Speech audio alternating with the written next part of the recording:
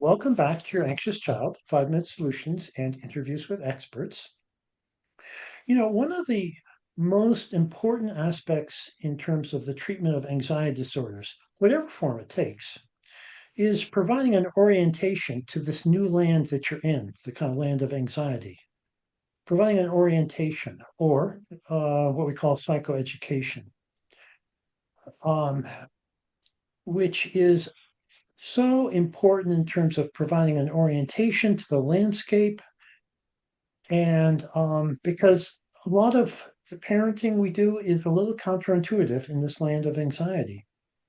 So, as you can kind of imagine, when I come across a new book that helps us orient to the land of anxiety, I jump on. And so today we have the pleasure of talking with Dr. Melissa. Uh, Pronounce your last name for me, please. Giglio. Giglio, um, who has co-authored a book with Daisy Geddes. Geddes, hmm Geddes, and illustrated by Ira Ira Baykovska. Baykovska, who's in Ukraine. I hope she's okay. She is, thank goodness. But yes. Okay, so these guys have written a book on selective mutism called Bravery Grows. Now, Luke, I wonder if you could just tell us a little bit more about yourself and Daisy before we begin. Sure. I am a child clinical psychologist who specializes in the treatment of selective mutism and social anxiety disorder. And I also work with ADHD.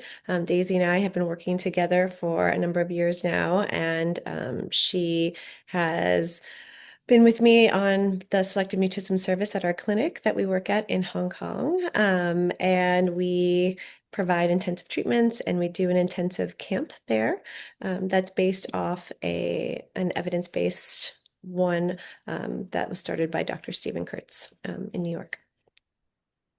And you're located in Hong Kong? I'm located in Hong Kong, but originally from the US and trained in New York and worked there for many years. I wonder if you could just kind of, orient us in terms of what is selective mutism Mhm. and how prevalent is it? So, selective mutism is a childhood anxiety disorder where children are able to speak. They don't have a language disorder, they're able to communicate. They tend to be very outgoing and clear in their communication and rather strong willed in their convictions and how they convey them at home. But then they get into environments where they're expected to speak outside the home, typically school and other outside activities, and they're unable to speak. So, the way that their anxiety really manifests is that they're unable to get the words out. And this can be extremely persistent over time in that environment. So these kids who are able to speak will go to school all day and not utter a word, not talk to a friend, not talk to a teacher. Some might speak to teachers, but not kids. Some might speak to kids, not teachers. Some don't speak at all, and they might not even eat or drink. So there's really various presentations, but it's a persistent inability to speak in environments where you're expected to. And it's not due to being uncomfortable with the spoken language. So it can't be that the kid is thrown into an environment where they don't know how to speak that language. They do know how to communicate in it, but they're unable to due to their anxiety. So, I'm curious. You're in Hong Kong and you've been there for what, 13 years? 13 years now. So, as an expert in anxiety, do you have any kind of comments about kind of cross-cultural kind of issues with the manifestation?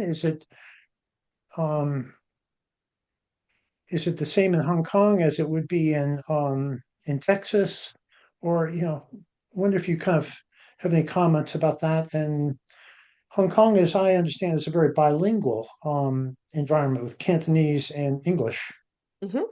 I wonder if you have any kind of comments about So that. Just like, So Hong Kong is a very international city. So we have people from really all over the world. I'd say most children speak at least two languages. The Hong Kong community itself, they speak Cantonese, they learn Mandarin, and they speak English.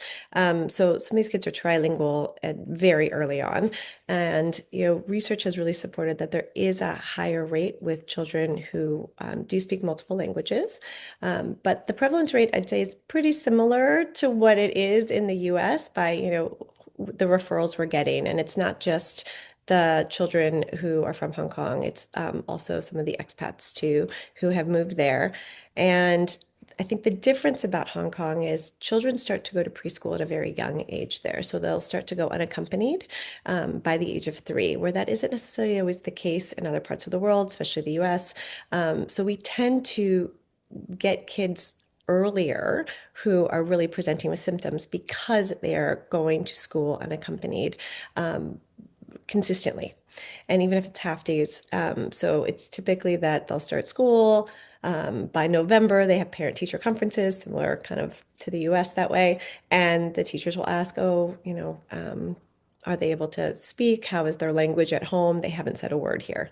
And that's when parents usually kind of really connect the dots with that. They'll have seen behaviors before in public or at parties or, going to activities, but they really don't understand kind of the magnitude of how the child's not speaking because the kid will come home and talk about what they did all day or talk about friends or sing the songs.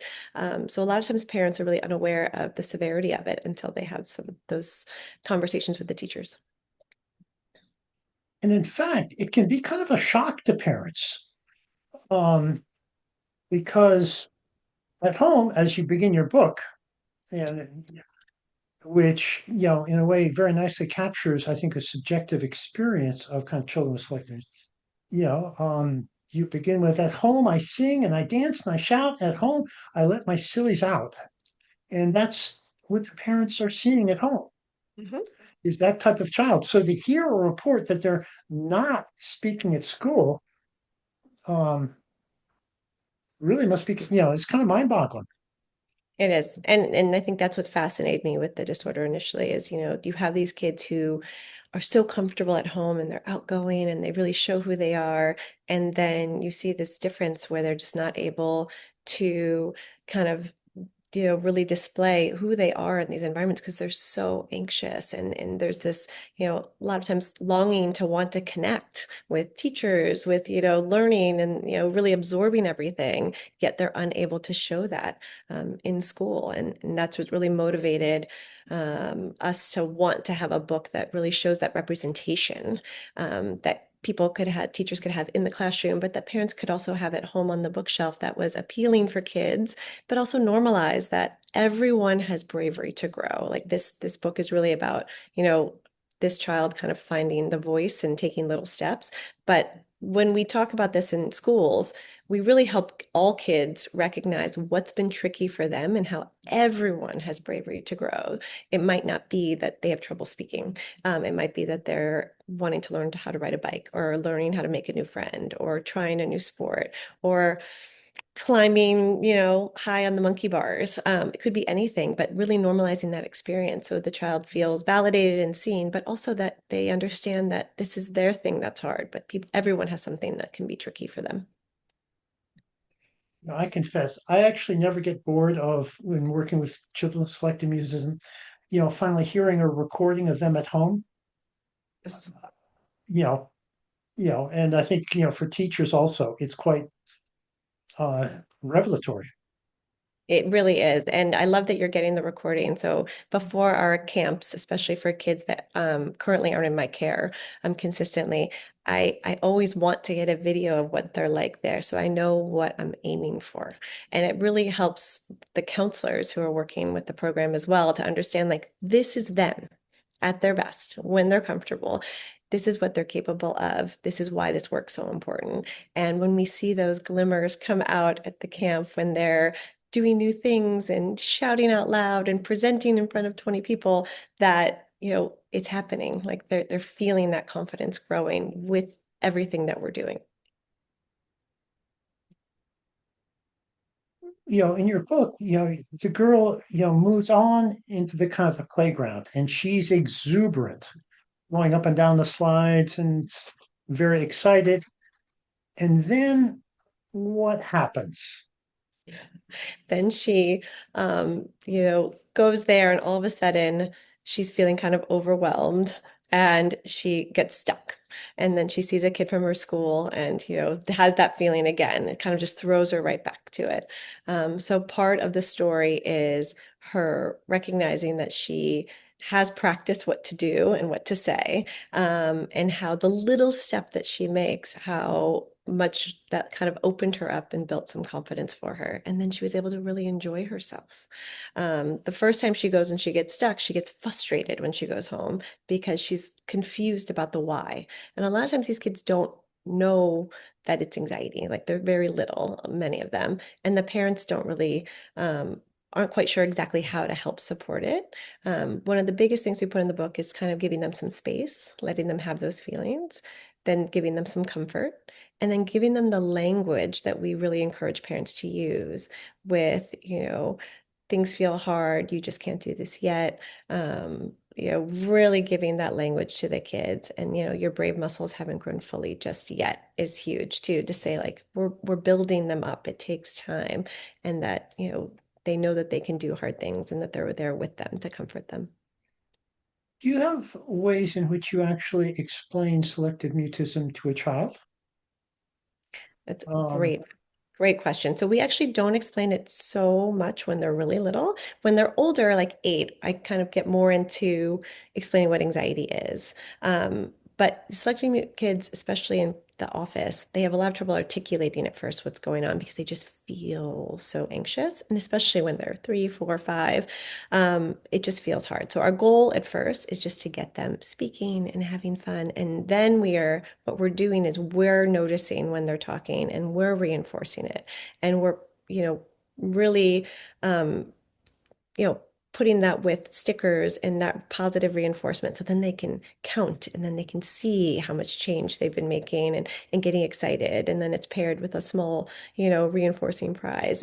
But it's really playful and fun. And we talk about brave talking so that they hear that word, they hear the phrase brave talking repeatedly. So they know that that's, what they're doing has been hard before, and what they're doing is brave, and it's a really positive thing that they're doing it. So a lot of the beginning work for us is really reinforcing that idea that they're being strong and brave every time they're doing it, or they're telling us what they want, or asking a question, or answering a question.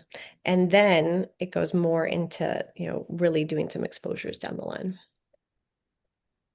but in terms of explanation, your sense is that it doesn't make so much to do it before the age kind of meets that kind of transitional age around 8. I'd say like it depends on the kid. It depends how mature Right. they are, but I think having some insight into what it is. So early, parents quite often will say, why aren't you doing it? And the thing with, young kids is they want to please their parents. So they'll try to come up with a reason why they're not able to talk. And that's not always helpful because our goal is to help them be able to express themselves, be able to try new things. And we don't want them to kind of have that reason that might not be the actual reason. They don't necessarily understand the anxiety that they're experiencing in their body. It just feels hard. It feels too hard. And that's why we work on it in a very bravery, positive based, way. And then we're also not negatively reinforcing their avoidance anymore, which is kind of what has been happening typically. The child gets too anxious. An adult feels very uncomfortable seeing the child get too anxious and they rescue, and then the child didn't answer. And this is what the cycle that happens over and over again. And then all of a sudden the kid's like, I don't speak here, or I don't talk at this activity, or I don't speak to this person. And then, it becomes kind of almost rule based. And our goal is to really help it be very flexible. We want the kids to say, this person is hard to talk to now, but we're working on talking to lots of people. And that takes time.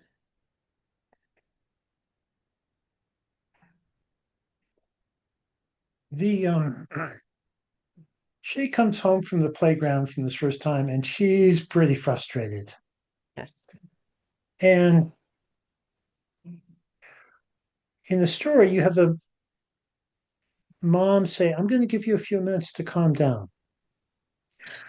So I'm thinking to myself that a lot of thought went into kind of, having that be what the mom does. And tell us your thoughts about what's a parent to do with an upset child, you know, and why you said that, why you had the mom say that. The reason we did is we wanted to give some space for them to be able to regulate again, to know that it's okay to feel upset, and that giving them some space to kind of regulate their system a bit and then be able to talk about it. So, quite often with kids, we want to kind of just ask all these questions.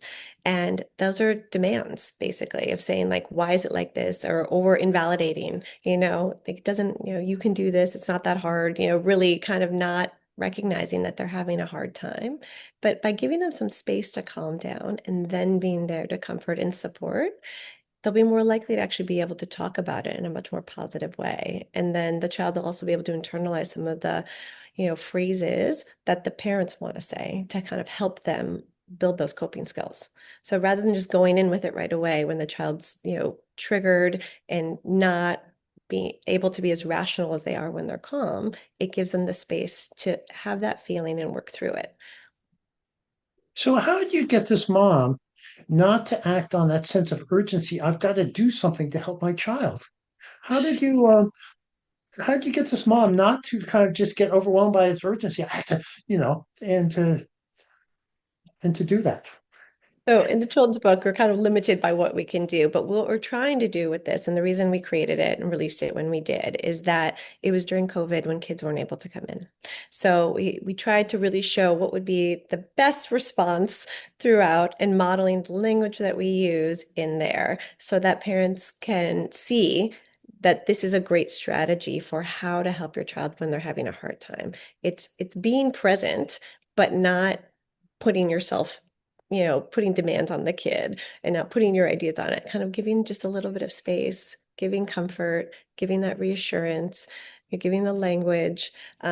We just thought that'd be a great way to kind of convey what we teach them when they get to come to us. So, so many kids with SM don't get to work with specialists. It's really hard to find specialists who have experience. And we want to really empower parents to know what to do to support their child in the best way possible. So there's lots of things woven throughout the story with a lot of intentionality to be a model for the parents for kind of how to manage some of those situations.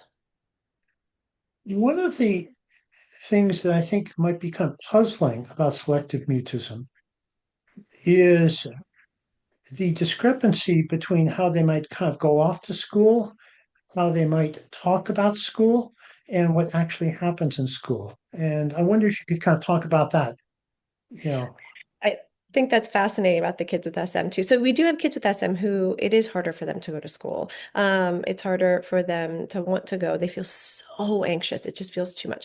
But many kids with purely just SM, not SM and social anxiety disorder, love going to school. Like they're actually very social and they figure out how to navigate their day without using words. That is how their anxiety is kind of managed.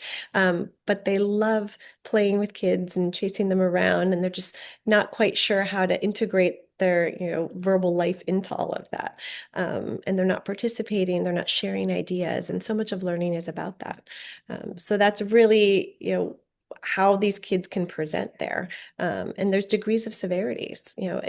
Again, some kids are so excited and trying to convey as much as they can nonverbally. And then there's other kids who are just frozen and stuck and can't make a decision, and they kind of have this stock still behavior where they're just really stuck to do anything. They really need almost the kind of that redirection from the teachers to sit down or follow the routines, to even write sometimes. So it really starts to impact a lot of the day and their life and their ability to engage with others. it seems very important to kind of highlight this because that kind of discrepancy in behavior could make it so easy for people to misunderstand or make misattributions about the child's behavior. Hmm. Because they're um, seemingly joyful to go off to school, seemingly kind of engaging in, eager to engage, their peers and stuff like that. Um, but that's part of the presentation, and I think it's important um, that that be shown because it just seems like it would be so easy to misinterpret that and attribute something like they're being manipulative or something like that. Yes, very much so. So I think one of the hallmark kind of traits of SM is that when the child's put on the spot, is that they have more of this like flat affect. So they're not crying. They don't like look, super nervous and necessarily putting their hands in their mouth or other behaviors that we would, kind of attribute to anxiety. They kind of have this flat face with no affect. So it's almost like, did they hear me? Do they understand? And that can sometimes be misinterpreted as oppositional or that they're choosing not to speak, whereas that isn't what's happening. It's really an inability to speak because of the level of anxiety they're experiencing. And even conveying that and helping people understand that really alters the lens with which people look at these children and really understand them. When you say someone's anxious, and you kind of go, oh, they're anxious. When you think like, oh, they can speak and they're not, then it becomes like, oh, this is behavior. And people aren't as kind of soft and gentle with them. They don't give them the same amount of space that they would a child who's anxious. The other thing that adults quite often will do is they'll say like, "Oh, don't be shy." And what's so interesting is these kids will latch onto that. And again, if someone asks them, "Why aren't you talking?" "Oh, I'm shy." And that becomes something that we really try to kind of separate the child from, saying, "You're not shy, you're just not ready yet." So that they don't hold on to that reasoning as why they're not doing things, as opposed to, I'm just not at that stage yet. I'm not quite there. But the expectation is I will be, and they start to feel that expectation for themselves as well. So, if anxiety is about fight, flight, or freeze in a way, would it be fair to say with selective mutism that it's heavily loaded on the kind of freeze part of that? I Yeah. see it as heavily loaded on the freeze. I also see a lot of the flight too, where they're just like, Right. get me out of here. But sometimes even the fight, like sometimes when they're overwhelmed, they might become aggressive with their parents. They might become aggressive with siblings because they're not sure how to explain what they're experiencing. So it Mhm. could be all three. But we definitely see more of that freeze and that flat affect. But again, people don't see flat affect always as anxiety. Right. Um, So,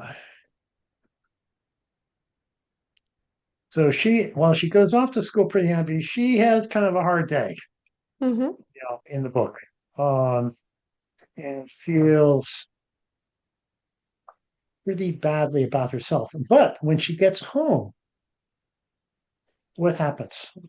Which She might, She remembers all the good things that happen in the day. And this is again where that confusion, I think, for parents who wanted to convey is that like they'll come home and here are the songs I learned, here's the things I did, here's what I witnessed, and excited to share all of that, which is again that confusion sometimes for families to be like, but I had no idea because of what they share. But then when the parents ask the question, did you do any brave talking today? Then you see that shift in their behavior immediately, the looking down, kind of almost, a feeling of shame associated with it, which we're trying to also remove. We're trying to reduce that, saying, you can do hard things, you're just not ready yet. And that getting that comfort from the parent.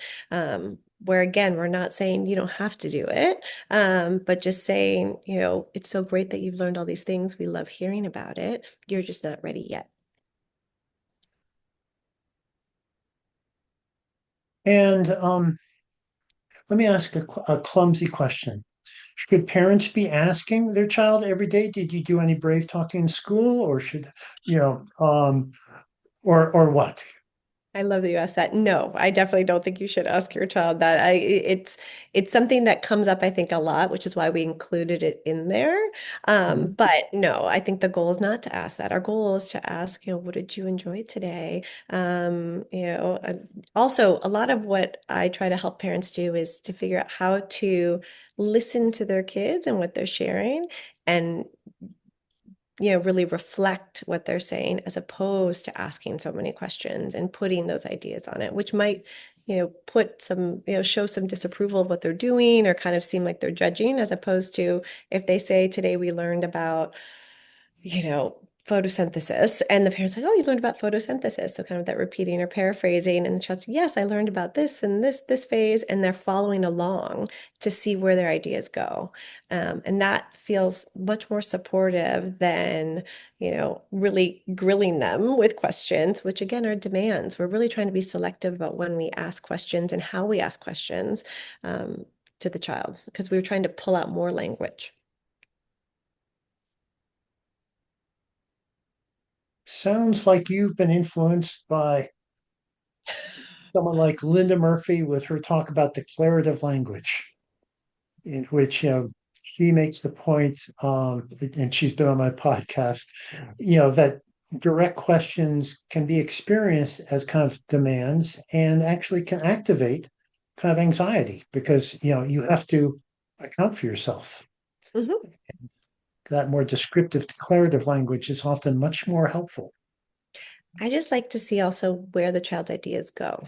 Like, I think that's an important piece of this. Like, if we're really trying to help them feel safe and let their creativity flow, by us not putting our ideas on it and our questions, we're giving that space for it. And, parents, it's just not natural. Like, this is something, again, most people are kind of taught to do because, I feel like we were all taught originally, like to engage kids, you ask question, question, question. With these kids in particular, that's too much. It can be overwhelming. So this is a way to kind of bring it out in a very supportive, nurturing way that's at the child's level without putting our ideas on it or our judgment.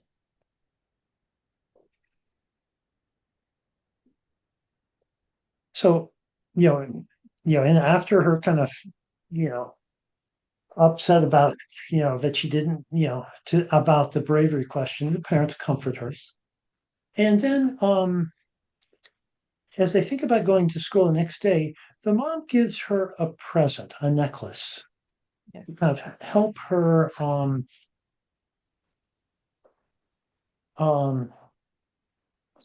perhaps remember to be brave or how she is brave. So I wonder if you could kind of talk about something simple as like giving her a necklace, because Melissa, I'm concerned that people are going to hear that and they're going to go on Amazon and buy, 20 different necklaces. And the child's going to kind of put one on and say, well, that didn't work. Um, and so my question is like, with this in, how do you embody it with kind of meaning? So Yeah. it's not just a necklace, but it embodies something, it symbolizes something. I wonder if you could just kind of talk about that. So it's not just an item, but it's an item that carries some meaning. So then what we say in the book for it is, they give this necklace and the words that we chose to say, this necklace, the necklace is magic and doesn't make them brave, but this necklace is given to remind you of how brave you are so that the child can feel it or hold on to something. And it could be anything. Like we'll in session make bracelets with kids. We'll have all sorts of things that, help us to feel brave when we're feeling, a little bit of trepidation or we're feeling, anxious about doing something. And sometimes that reminder, could be enough to help us take that first step. And it might not be, what the ultimate goal is, but having that reminder associated with something positive about the bravery they have inside of them can be very helpful. But there's lots of steps that come in between. Just because we give a kid with SMA class doesn't mean right away they're able to talk to everybody. But we want them to know that the bravery is something that they grow within themselves. And that sometimes we need to have that reminder when maybe other people aren't around to help us remember that we do hold that bravery and that we're growing our brave muscles always, every day. Well, what you're trying to do is recognize that children's capacity to integrate their experience is still under construction, Mhm. and they need help connecting the dots. They need help kind of connecting that, for example, they went to the birthday party and they were anxious beforehand, but they actually ended up having a good time. And, school age children need help kind of remembering those dots. Very much so, which is actually why we created the Bravery Grows journal, which is what we just published, because kids don't remember what they've done. They can't think of all the times and all the experience of all the brave things that they did. But, as we're trying to build that bravery, working through a journal with the kids where they're writing down little things that they did or setting goals or thinking about how proud they are, what moments they want to celebrate because they can flip through the book can be really helpful for kids. And it can be helpful for parents for them to be able to remember and recognize and praise. That was so great how you did this new thing or how you tried this new food. It doesn't all have to be related to talking. It could be related to any bravery that they're trying to grow and them being flexible and open-minded and, really just wanting to try more things in general. You had some specific thoughts in kind of constructing your workbook. Is I believe, a 6-month workbook Yes. with activities for each month. Mhm. Tell us a little bit more about, because that's a slightly different format for a workbook Yeah. for parent-child together. And give us your thinking about why it's constructed that way.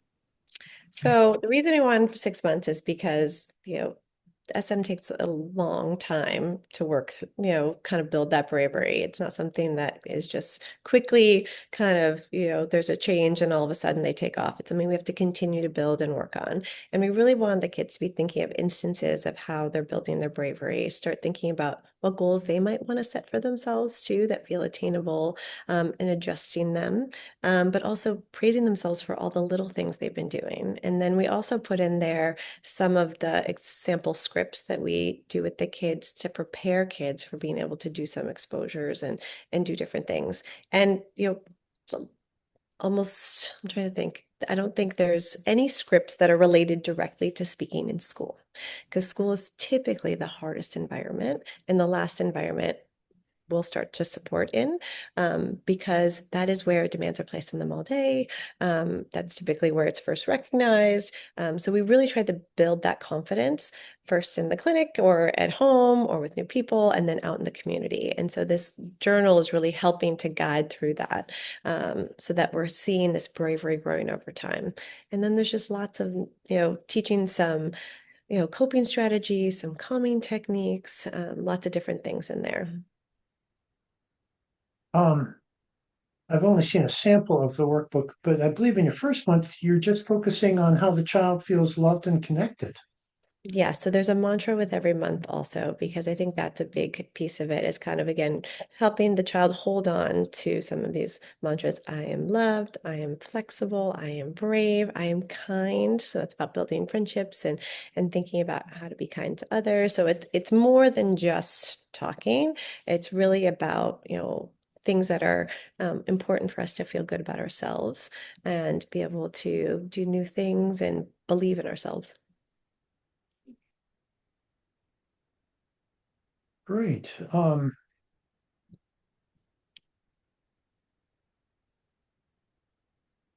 So I like the sound of the workbook in terms of the potentially leisurely nature of it, which is the opposite of what parents and also children have to work against, that sense of urgency, which so often kind of actually backfires entirely. Yes. Um, but really kind of more leisurely, kind of building a foundation um, in terms of um, the mantras and what goes beyond and the like. Yeah, we're trying to extend beyond kind of what the initial issue is, where, our challenge. We really want it to be, skills that they can, learn and then attribute to different things throughout their life. We're really trying to, again, build that foundation, like you said. And, the journal aspect of it is something they can do with their parents at night, where they're really working on reflecting and recognizing and being able to praise themselves. So many times, anxious kids are so hard on themselves. They're the first to criticize themselves. And this is a way to kind of turn the tables on that so they can start to notice the things that they are doing well and recognizing those steps of progress rather than just being so critical of themselves. In parenting this endeavor, um, it is a little different in terms of that reassurance and comfort doesn't always kind of do the job. And which is kind of hard because as parents, what we do best is provide comfort and reassurance. In this land of anxiety, it doesn't work so well. I wonder if you could just kind of talk about how we need to kind of rethink those issues and how we might be working at cross purposes. So, in the world of anxiety, our favorite mantra is I'm getting comfortable being uncomfortable. And I think it's really important for parents to also be okay with that too. So much of the work we do is to help parents increase their distress tolerance of when their child is getting distressed. Because the calmer they are, especially when they know the situation is safe, like the child, doesn't need to feel this anxious. There isn't really an active threat, but they have anxiety. The calmer they are, the more calm they're gonna, emit to their child. And that's going to help the child when they look for feedback to their parent, feeling like, okay, mom and dad aren't stressed by it. They're not disappointed. They're gently encouraging and they're making me feel safe and supported. And that's really what we want to do for anxious kids. We don't want to rescue always. We don't want them to think the world is an unsafe place. We want them to feel confident and capable and feel like they can do hard things. But we have to first be the ones who believe that our children can do those things. And if we really believe that, we can still recognize that things are hard and challenging for them. So we don't want to invalidate those feelings, but we also want them to know that they can do it in time. And we believe in them and we know that they're capable and they're strong and they're brave. And I would just add that the calm that we're kind of working for is not what I'm going to call Botox parenting, where it's sort of kind of, on the outside. You really actually need to feel the calm inside of your body. Yes. Not just that you're, fretting and being kind of stiff but quiet, but actually inside, because children really do pick up those kind of vibes. So much so. And I've never heard the phrase Botox painting, but it's hilarious. And I can just imagine it. But I think it's very much true. Like so much of what we do with our kids is, if we're able to be regulated ourselves as parents, our child is going to be able to regulate themselves. But if we're constantly feeling stressed or showing, we're dysregulated when things don't go our way or we're not handling it well, how are our kids going to be able to learn how to do that themselves? So the calmer we are and us giving ourselves some grace and admitting that, we make mistakes or we could have handled it better and how we worked through it. It's all great modeling for our kids. So that way, when they have something that feels so hard and they're feeling overwhelmed, we can say, really be there to say, this feels tricky. I know that you can do this. I'm here for you. And feeling that calm confidence, they will then feel more confident that they can tolerate it and that they're able to get through it. Because we know with anxiety, escaping isn't going to help you overcome your anxiety. Habituating to what feels hard will then help you take the next step forward and then the next step forward. But you have to be in the situation. You have to face it. And again, this is why we don't go to school right away because that environment just feels too hard. But if we build up outside of school and in the community and to neighbors and different peers that we meet, it all builds up to being able to really overcome the biggest challenge, which is speaking in school.